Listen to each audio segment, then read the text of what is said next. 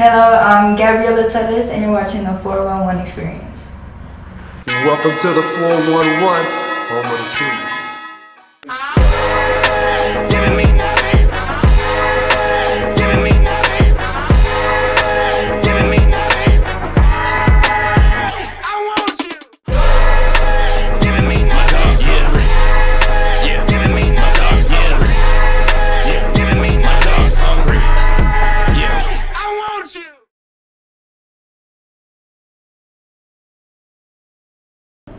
Welcome. We are back live in Las Vegas, Nevada. This is the 411 Experience. And sitting to the left of me is Gabriella Tellez. How you doing, Gabriella? I'm good. How are you doing? I'm good.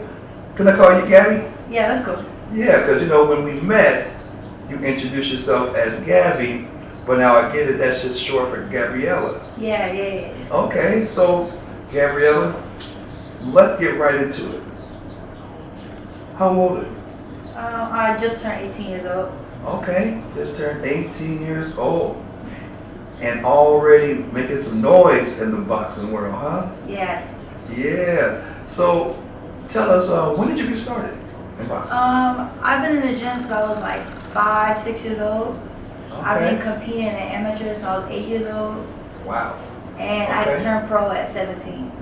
Okay, so it sounds like you're ambitious, committed, and determined. Where did all this come from? How did all that start? My sister was always in the gym, Mm-hmm. and just seeing my sister always in the gym, like me and my sister just was always together. So I was like, oh, that look cool.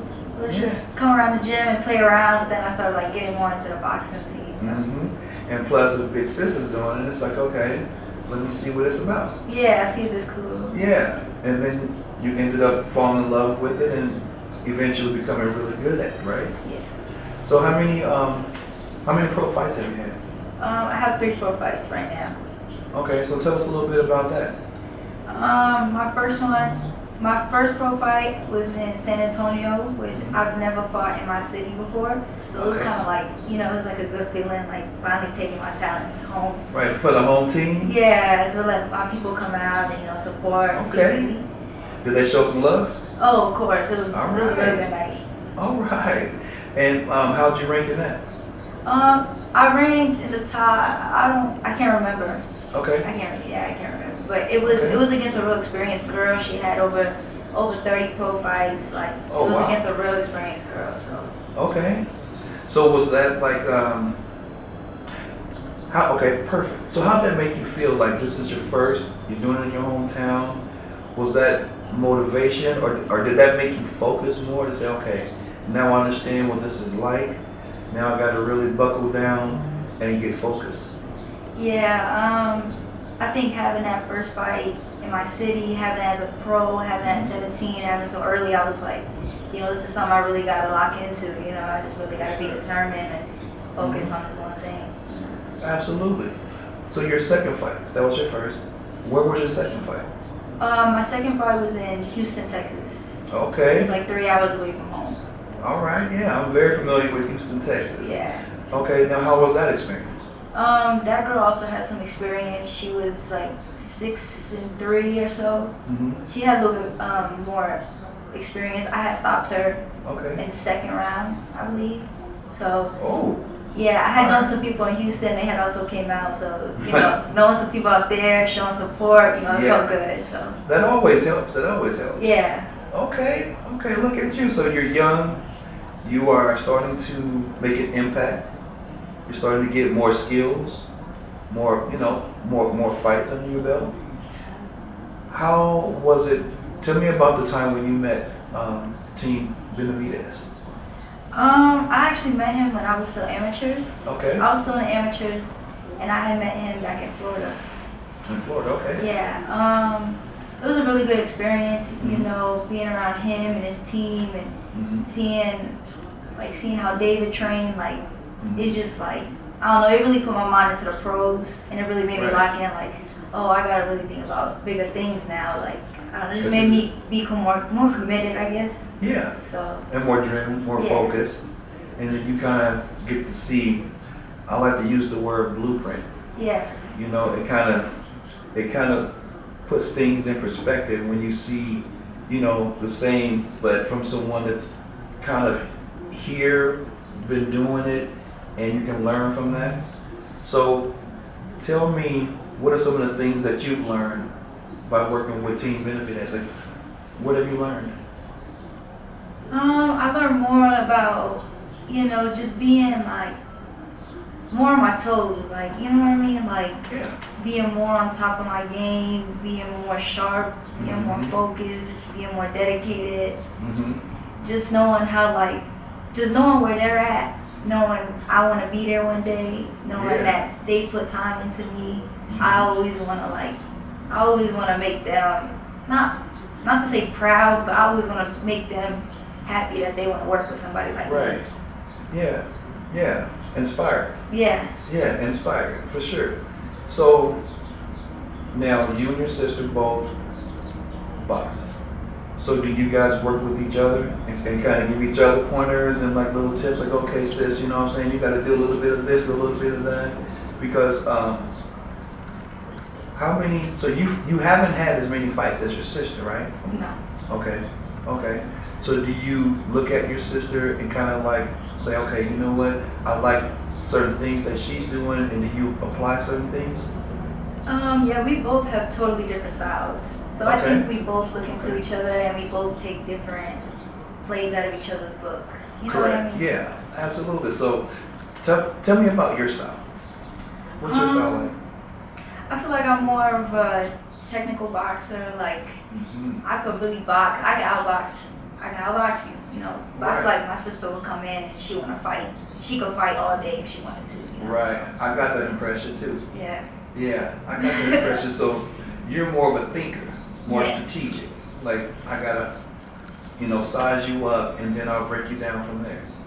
Yeah. Okay. Sounds like that camp's doing it. A lot of you guys are thinkers. I have a question for you. Another question. We know that, you know, skills fall into play. We also know that being technical, you know, plays a part in being, you know, a champion. What do you think, how important is mental health? How important is the mental part of it? Do you feel that that's important? Yeah, I feel like mental health plays a real strong role in men's and women's boxing. Sure. I feel like you gotta mentally be there, mentally prepare yourself for whatever's coming. That's you right. know, so if anybody asks me, I feel like that just plays a big role. Some people roll up their shoulders, say, "Oh, I'll just go in there and fight. I can do it. I can do whatever under any circumstance." But I feel like you gotta be in the right like your mind gotta be in the right capacity to handle what you got. For sure. And see, just thinking that way, that is what's going to take you to being a champion. You know, a pro champion at that. You know, a world champion.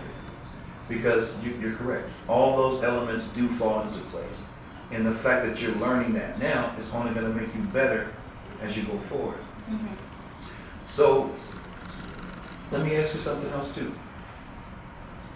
Do you feel like is there any people, like younger youth, that you feel like you want to, you know, prove that, okay, if I can achieve these goals, you can achieve that too? Yeah, I feel like I always want to be a role model to a lot of people that's younger than me, especially females. Okay. Because, you know, females don't always get a lot of opportunities, a lot of recognition as the men do. Knowing that men gotta take more, it takes a little bit longer than a female, but a female is just harder too. Like, a lot of females still get hated in the sport of boxing. They still don't get a lot of recognition in the sport of boxing. But knowing where I come from, like, it's possible. Like, you can always do it. Anything you put your mind to, you can always do it. You know what I mean? I tell you one thing, I'm hearing a lot of similarities from your camp. You guys all, well, in a lot of ways, think the same when it comes to that. And I feel like that's a part of leadership and having structure, right? Because you're absolutely correct, 100%. That is what it takes. And so, I guess, where do you want to see yourself in this career, like 5 years from now? What would you like to see for yourself? You know, I just want to be the face of women's boxing.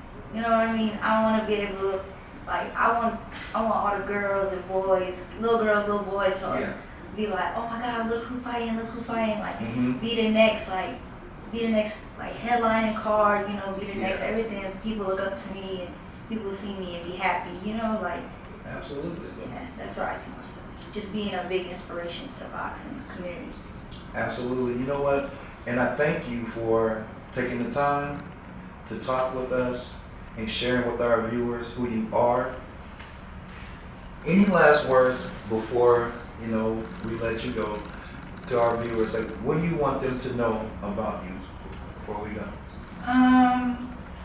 I'm 18. I just turned 18. You know, like I said, I'm in the top 5 in my weight class in the USA in the rankings.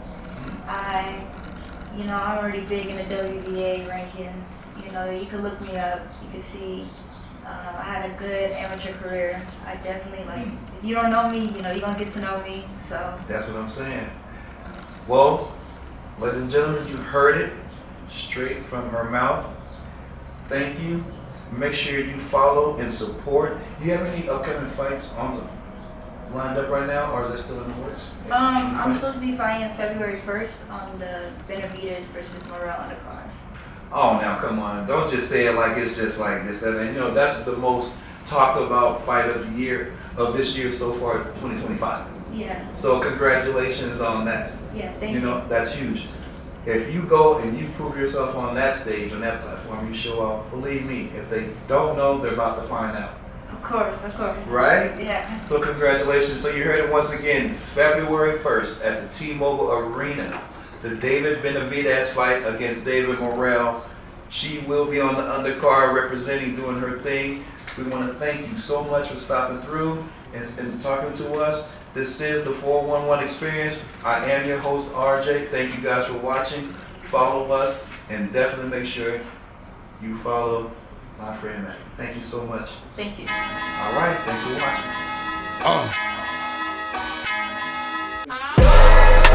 Giving me my dogs hungry. Yeah, giving me my dogs hungry. Yeah, giving me my dogs hungry.